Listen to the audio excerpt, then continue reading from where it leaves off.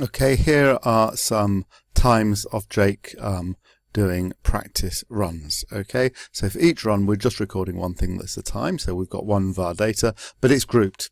So as we've had to do before, the group from 120 to 125, we need to use the mid value, so we're going to do 120 plus 125 divided by 2, which is 122.5, and so on for the other groups. So I'm going to set this up on my calculator in the normal way, but I'm going to be using those mid values. So on the calculator, I go into statistics mode.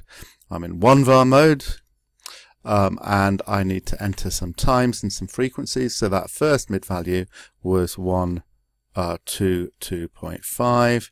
and the frequency that goes with that one was 2. So when I get to do the frequency column, I'm going to put 2 in there. So I'm going to enter the rest of the x's and put in their frequencies and see what happens.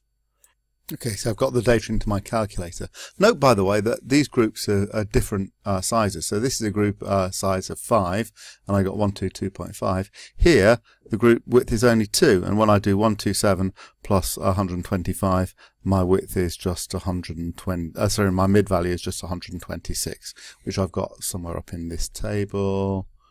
It was that one there, 126. So be careful when working out the mid values, make sure you've done the right calculation.